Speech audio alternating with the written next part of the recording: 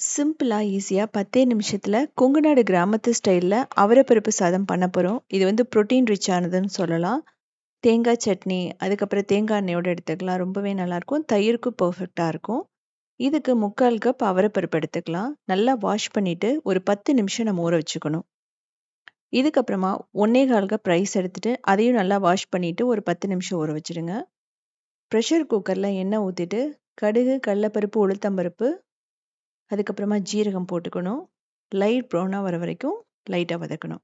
சின்ன வெங்காயம், பச்சை மிளகாய், பெருங்காயம், கறிவேப்பிலை போட்டுக்கலாம். பூண்டு வந்து ஒரு 4 பல் போட்டுக்கங்க. வரமிளகாய் கூட நீங்க போடலாம்.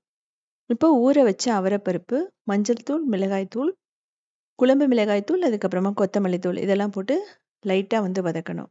இது வந்து பார்த்தீங்கன்னா, ஒரு 5 நிமிஷம் மீடியம் ஃப்ளேம்ல வச்சீங்கன்னா நல்லா வெந்துரும் அவரைப்பருப்பு. இது வெந்தா மட்டும் தான் ரைஸோட சேர்த்து வேகும்போது பெர்ஃபெக்ட்டா இருக்கும். ஸோ மொத்தமா உங்களுக்கு 5 கப் தண்ணி தேவைப்படும். இப்போ தேவையான அளவு உப்பு போட்டுட்டு, தண்ணி வந்து கொதிச்சு வரும்போது ஊற வச்ச அரிசிய போட்டுறலாம். இத வந்து மூடி கிட்டத்தட்ட ஒரு 3 விசில் விடணும். தேங்காய் எண்ணெய் வந்து நீங்க மேல ஊத்திடுங்க. ஸோ பெர்ஃபெக்ட்டா நமக்கு வந்து ரெடி ஆயிடும். உதிரி உதிரியா இருக்கும். இது மார்னிங் செஞ்சீங்க அப்படின்னா, நைட் வரைக்குமே ரொம்ப பெர்ஃபெக்ட்டா இருக்கும்.